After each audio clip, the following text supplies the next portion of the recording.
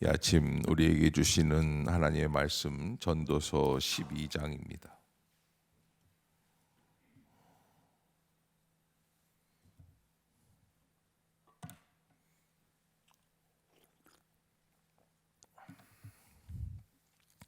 한 절씩 교독하겠습니다. 너는 청년의 때에 너의 창조주를 기억하라. 곧 곤고한 날이 이르기 전에 나는 아무 낙이 없다고 할 해들이 가깝기 전에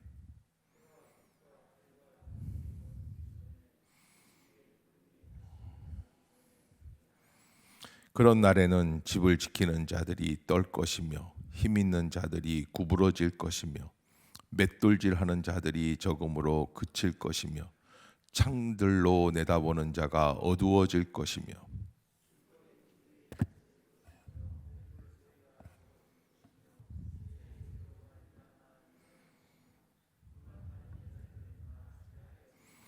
또한 그런 자들은 높은 곳을 두려워할 것이며 길에서는 놀랄 것이며 살구나무가 꽃이 필 것이며 메뚜기도 짐이 될 것이며 정욕이 그치리니 이는 사람이 자기의 영원한 집으로 돌아가고 조문객들이 거리로 왕래하게 됨이니라.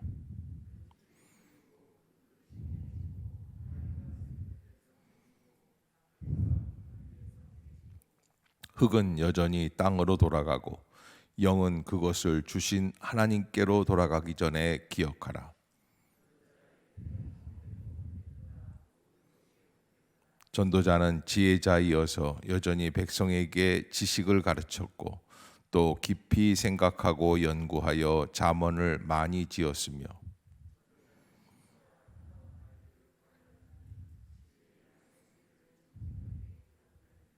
지혜자의 말씀들은 찌르는 채찍들 같고 회중의 스승들의 말씀들은 잘 박힌 못 같으니 다 한 목자가 주신 바이니라.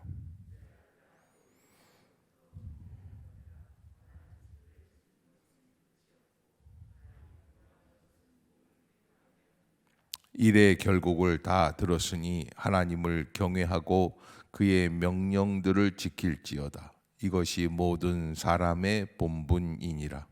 하나님은 모든 행위와 모두 은밀한 일을 선악간에 심판하시리라.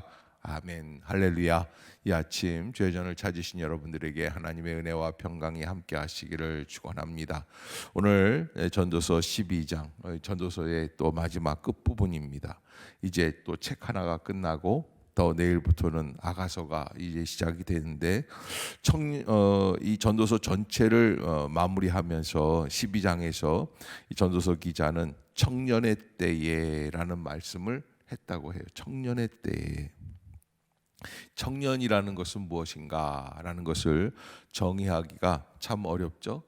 유엔에서는 한 5세까지 청년이라고 얘기를 했다고 그러더라고요. 그 기준이 어디에 있는지는 잘 모르겠지만 한기로 씨라고 하는 분이 책을 썼는데 응답하시는 기도라고 하는 책을 썼는데 거기에 보면은 대부분 인생에 있어서 인류를 행복하게 하거나 결정적인 능력을 줄 수 있는 일들은 사람이 60세부터 한 75세, 80세 요때 이루어진다는 거예요. 그러니까 우리가 인생을 살아가면서 마지막까지 청년의 마음을 가지고 최선을 다할 수 있는 그런 믿음의 약진이 있어야 할 것이다. 내가 늙었다고 포기하거나 내가 나이 먹었다고 관두는 일들이 없어야 할 것이다. 저는 여러분들이 기도하는 일에 하나님의 말씀대로 도전할 수 있는 그런 복된 청년들이 될 수 있기를 주의 이름으로 축복합니다. 그런데 이 청년의 때에 잊지 말아야 될 것, 여기 저는 이 본문에서 사실은 이 청년이라고 하는 것은 자기의 힘으로 뭔가 할 수 있다고 생각될 때, 아직까지 나는 그래도 숟가락도 들 수 있고 걸어가 다닐 수도 있고 뭔가 할 수 있어, 그럴 때가 청년의 때라는 것이죠. 그때 우리는 창조주를 기억해야지 된다. 그러니까 여러분, 청년의 때가 다 지나가고 나면은 기억하는 게 아니라 청년이 지나가기 전에 아직까지 힘이 있을 때 내가 뭔가 할 수 있다고 생각하는 그 순간에 하나님을 기억해야지 된다. 그래서 여러분 아직 젊었을 때에 내가 뭔가 할 수 있다고 생각할 때 하나님을 기억하는 것, 이 기억이라고 하는 단어는 자카르라고 하는 단어인데 이스라엘 사람들에게 있어서는 굉장히 중요한 단어고, 하나님께서는 그 이스라엘 백성들에게 말씀을 또 하나님께서 주신 교훈을 다 잊지 말고 기억하라는 거예요. 근데 이 기억하라는 단어는 취미로 기억하는 게 아닙니다. 기억하지 못하면 패배하고 죽는다는 거예요. 멸망이 오게끔 되어 있어요. 그래서 구원의 역사에 있어서 하나님의 말씀을 지킨다는 것은 굉장히 중요한 일이다라는 것을 잊지 마시기를 주의 이름으로 부탁드립니다. 그러면 여기 오늘 본문에 뭐라고 그러냐면 곤고한 날이 이르기 전에, 나이가 들면 더 어떻게 돼요? 곤고해진다는 거예요. 또 아무 낙이 없다고 말하기 전에, 그래서 그런 점점 나이가 들어갈 때에 곤고해지고 낙이 없고 그런 모습들, 그렇게 해서 그런 때가 되기 전에 먼저 하나님의 말씀들을, 하나님을 기억해야지 된다. 여기 2절 한번 같이 읽어봅시다. 시작. 해와 빛과 달과 별들이 어둡기 전에, 비 뒤에 구름이 다시 일어나기 전에 그리하라. 아멘. 그래서 해와 빛과 달과 별들은 이 젊음의 빛을 의미합니다. 그런데 그런 것들이 다 어두워지기 전에, 그때, 그러니까 여러분 인생이라는 거는 뭐가 있다는 거예요? 때가 있다는 거예요. 시기가 있다는 거예요. 그런 때를 잘 구별할 수 있어야지 돼요. 내가 지금은 뭐 해야지 될 때일까? 저는 청년들이 목사님 저 뭐 해야지 될까요? 그러면 제가 뭐라고 대답하겠어요? 기도해라. 제일 좋은 게 세대를 구분하지 않고 모든 세대에 공통적으로 들어갈 수 있는 거는 저는 기도라 생각이 돼요. 기도가 밑바탕이에요. 기도로 시작을 하는 것이죠. 그래서 그런 날들이 오기 전에 우리는 하나님 앞에서 하나님의 은혜를, 하나님의 섭리를 지켜나가려고 노력해야지 된다. 3절에 보면 그런 날에는 집을 지키는 자들이 떨 것이다. 그래서 이게 몸 안에 있는 이 몸의 힘을 얘기하는 거예요. 이 육신, 근육, 나이가 들면 이게 손이 어떻게 됩니까? 자꾸 떨리죠. 그럴 때 이제 그런 게 온다는 거예요. 힘 있는 자들이 구부러지고 맷돌질하는 자. 이 맷돌질은 좀 알겠죠? 뭐예요? 이빨. 이렇게 치아를 씹어서, 치아로 이렇게 음식을 씹어서 맷돌 돌리면은 이렇게 가루가 되지 않습니까? 그걸 상징하는 것이죠. 그래서 맷돌질하는 자들이 적음으로 그칠 것이다. 창들로 내다보는 자가 어두워진다는 건 뭐예요? 눈이죠, 눈. 창들로. 그다음에 길거리 문들이 닫혀질 것이다. 그리고 모든 게 기능이 떨어진다는 거예요. 그리고 맷돌 소리가 적어질 것이고 새 소리로 말미암아 일어나고, 새 소리로 말미암아 일어난다는 것은 잠이 없어진다는 거예요. 참 이상한 게 나이가 들면 피곤해도 잠이 없어져요. 그렇게 된다는 것이죠. 음악하는 여자들은 다 쇠하여질 것이다. 늙으면 제일 먼저 오는 것 중에 한 가지가 뭐냐면 이 성대, 이 근육이 다 있거든요. 그래서 이 근육이 기능이 떨어지게끔 돼 있어요. 그래서 제 아무리 노래를 잘 부르던 분들도 나이가 좀 들어가기 시작을 하면, 우리나라에 아주 유명한 테너가 있었는데 그분 음악회를 최근에 누가 갔다 오고 나서 그를 얘기하더라고요. 목사님 못 듣겠던데요. 제자들이 도와주니까 하더라고. 근데 여러분 인생이라는 게 다 그렇습니다. 그래서 우리가 하나님 앞에서 찬양할 수 있을 때, 노래할 수 있을 때 할 수 있어야지 된다. 그때가 온다는 거예요. 노래를 못하는, 음악하는 여자들이 다 쇠하여진다. 그런 자들은 높은 곳을 두려워한다. 그래서 이런 높이 올라가는 거, 이런 것들을 다 싫어한다는 거죠. 저는 뭐 고소공포증이 원래 있어가지고 높이 올라가는 거 다 싫어. 아파트도 높은 층은 좀 싫어하는 편입니다. 길에서는 놀랄 것이고 살구나무가 어떤 색깔인 줄 아세요? 흰색이에요. 그래서 머리에 흰머리가 나게 되고 곳곳에 흰버섯이 핀다. 메뚜기도 짐이 되고 정욕이 그치니 이는 사람이 자기의 영원한 집으로 돌아가고 조문객들이 거리로 왕래하게 됨이니라. 이게 인생이 이러지 말아야 되는데 어떻게 그런 날들이 올까 하는 그런 때들이 온다는 거예요. 예기치 못했던 날들이 온다라는 것이죠. 그래서 7절을 한번 같이 읽어봅시다. 시작. 흙은 여전히 땅으로 돌아가고 영은 그것을 주신 흙은 여전히 땅으로 돌아가고 인생에 사람의 몸이 흙에서 왔다고 말씀하지 않습니까? 그래서 그 몸은 어디로 돌아간다는 거예요? 땅으로 돌아간다는 거예요. 영은 하나님께로 돌아가기. 그 마지막 순간이 되기 전에 어떻게 알아? 기억하라. 무엇을? 하나님이 주신 말씀을. 그러면서 이 전도서의 주제죠. 8절 시작. 전도자가 이르되 헛되고 헛되도다. 모든 것이 헛되도다. 우리가 지금 추구하고 있는 그런 육적인 의미, 시대적인 생각들 이런 것들이 다 어쩌면 헛될 수밖에 없다. 세상은 많이 발전되고 변화되었다고 그래요. 그래서 지금 저희가 살아가고 있는 삶의 모습들을 이렇게 보면은 과거에 이런 모습들을 보면 얼마나 대단하다고 생각할까. 저는 제일 재밌는 게 누군가 이렇게 저희 그 교회 앞에 길에서 휙 지나가는 게 보여요. 근데 사람이 가만히 있는데 지나가요. 이렇게 보니까 왜 이렇게 둥그렇게 생겨가지고서 이렇게 쭉 가는 거 있잖아요. 만약에 조선시대 때 누가 저런 걸 타고 가면은 뭐라 그럴까? 저건 귀신이라고 그러겠다 생각이 들더라고요. 근데 그만큼 시대가 바뀌고 이상한 일들이 벌어지는데 한편 본질적으로 인간은 부족하고 또 연약하고 미련하고 또 더 가장 본질적으로 인간은 자신의 인생의 1분 후도 알 수 없다는 거예요. 알지 못한다는 거죠. 그런 모습들을 우리가 한번 봐야지만 돼요. 그래서 모든 것이 헛되다라고 하는 것은 그런 의미에서 우리가 하나님을 기억하고 하나님의 뜻을 감당해야지 된다. 자, 9절에 보면 전도자는 지혜자여서 여전히 백성에게 지식을 가르쳤고 또 깊이 생각하고 연구하여 잠언을 많이 지었다. 이 전도자는 누굴까요? 솔로몬 본인을 의미합니다. 힘써 아름다운 말들을 구하였다. 진리의 말씀들을 정직하게 기록하였다. 왜? 인생은 헛된 것들이 많이 있기 때문에 헛되지 않은 것을 추구하기 원하여서 그렇게 했다.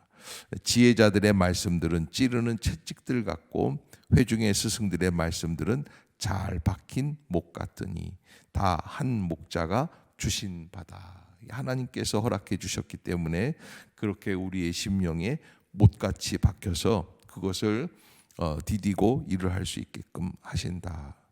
그래서 12절 같이 한번 봅시다. 시작. 내 아들아 또 이것들로부터 경계를 받으라. 많은 책들을 짓는 것은 끝이 없고 많이 공부하는 것은 몸을 피곤하게 하느니라. 아멘. 자, 그래서 이 전도서만 제대로 잘 봐도 인생을 올바르게 살 수 있다는 거예요. 그렇지 않고 뭐 다른 거 다 자꾸 연구해봐야 몸을 피곤하게 할 뿐이다. 13절 시작. 일의 결국을 다 들었으니 하나님을 경외하고 그의 명령들을 지킬지어다. 이것이 그러니까는 이 전도서의 최종 결론이 오늘 13절이라고 할 수 있죠. 자, 한 번 더 읽어봅시다. 시작. 일의 결국을 다 들었으니 그의 명령들을 지킬지어다. 이것이 모든 사람의 어머님이 살아 계시다면 어머님은 보이죠. 또 신랑도 보이고 아내도 보이고 자식들도 보이고. 하나님은 보이십니까? 안 보이십니까? 하나님은 처음부터 안 보이세요. 그런데 오늘 본문에 뭐라고 말씀을 하고 있냐면 하나님을 경외하라 그래요. 그래서 이 하나님을 경외한다라는 의미가 우리에게 있어서는 굉장히 참 어떻게 보면은 이상한 말씀이고 또 어떻게 보면 굉장히 중요한 말씀이다. 보이지 않는 하나님이신데 어떻게 경외할 수 있을까?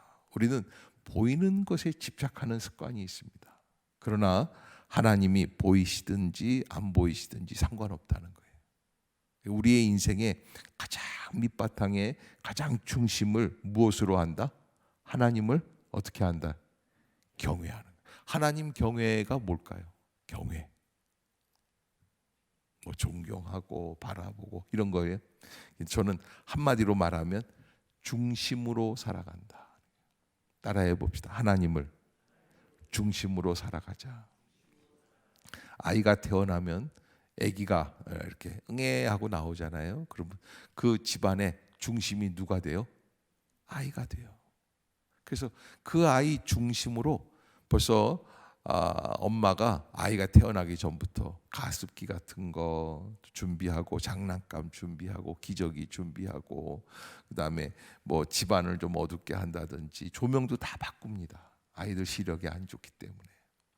그 아이 중심으로. 그래서 이렇게 아파트 간혹 이렇게 지나가다가 보면은 아기가 자고 있습니다. 예, 문을 놓고 해주세요. 왜? 벨소리 울리면은 아기가 이렇게 깨나기 때문에 그렇다. 그 중심으로 산다는 것은 하나님 중심으로 산다는 것은 뭘까? 저는 오늘 이 말씀을 하나님이 보이시지 않지만 하나님이 마치 살아계셔서 나의 앞에서 나에게 주시는 말씀으로 받아들이는 것이 하나님을 경외하는 거예요. 아멘. 예. 그래서 하나님께서 나에게 뭐라고 말씀을 하시나? 이웃 관계, 가족 관계, 신앙의 관계, 이 세상에서 나와 자신과의 관계, 이거 어떻게 해야지 되느냐라는 것들이 하나님을 경외하는 우리의 방식이다. 특별히 하나님을 경외한다는 건 하나님을 소중히 생각하지만 소중히 생각할 뿐만 아니라 그의 명령들을 지킬지어다 그랬어요. 따라해 봅시다. 그의 명령들을 지킬지어다. 이게 전도서의 골자예요. 가장 중요한 요소죠. 그의 명령을 지켜 나가는 거예요. 예. 이게 그냥 하나님을 믿는다, 하나님 계셔, 뭐 이렇게 생각만 하는 게 아니라 하나님을 계시다면 어떻게 해야지 돼요? 예, 하나님이 주신 계명들을 지켜야지 돼요. 미워하지 않고 살인하지 않고 도적질하지 않고 거짓 증언하지 않고 이렇게 하나님의 말씀들을 지켜 나가려고 소중히 생각하는 거예요. 14절 그래야 되는 이유가 있어요. 시작. 하나님은 모든 행위와 모든 은밀한 일을 선악간에 심판하신다는 건 뭐예요? 선하고 악하고를 구별해서 판단하신다. 마지막에. 그러니까 하나님은 뭔가 이게 진짜 하나님의 뜻에 합당한 일이었는지 아니었는지를 구별하시는 분이시다. 분별하시는 분이시다. 여러분들이 인생을 살아갈 때 내가 어떻게 살아가야 할까? 마지막 심판자를 기억하는 인생. 아멘. 아멘. 여러분 꼭 잊지 마세요. 그런데 우리는 신앙생활을 잘못하면 어떻게 되냐면 누가 심판자가 돼요? 내가 심판자. 내가 판단하려고 그래요. 어떤 사람이 예수 그리스도의 십자가의 은혜를 체험을 했대요. 그래서 그 십자가의 은혜가 너무 귀해서 그 다음부터는 십자가를 들고 다니는 거예요. 십자가, 십자가.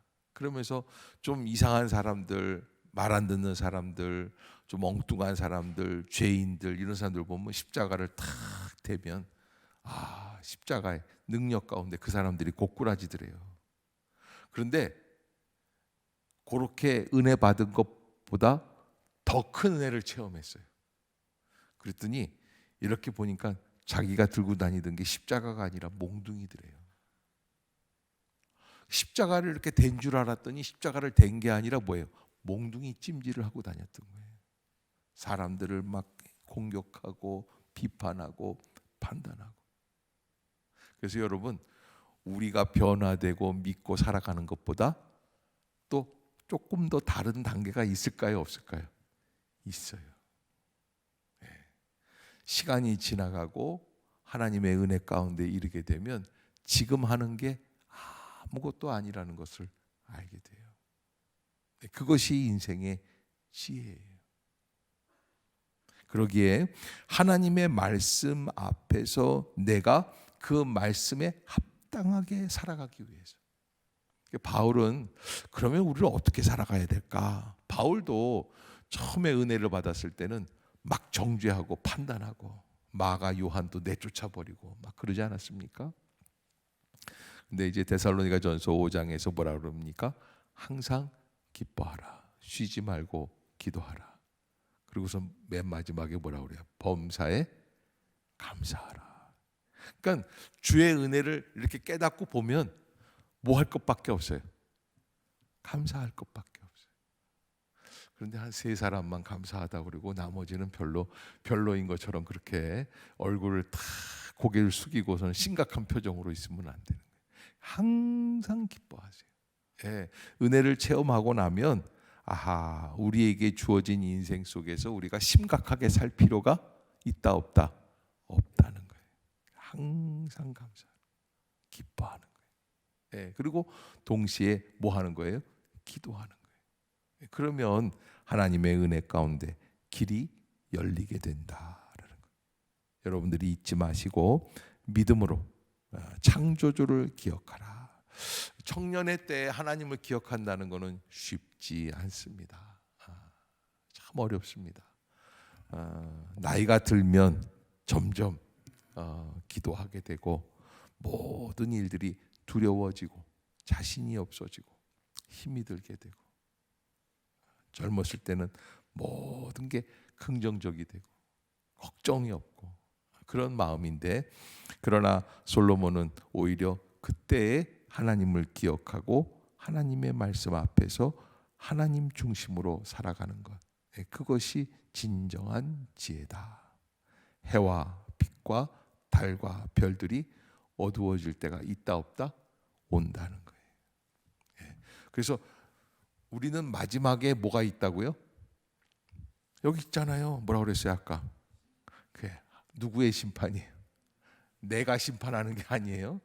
죽을 때 내가 잘 살았다 그런다고 되는 게 아니에요. 나 착해 그런다고 되는 게 아니에요. 나를 심판하실 분이 기다리고 계세요. 창조주를 기억하는 건 바로 그 이유예요. 그분 앞에 내가 서는 거예요. 잊지 마시고 믿음으로 승리하는 그런 모든 성도들이 되시기를 주의 이름으로 축복합니다. 기도하겠습니다.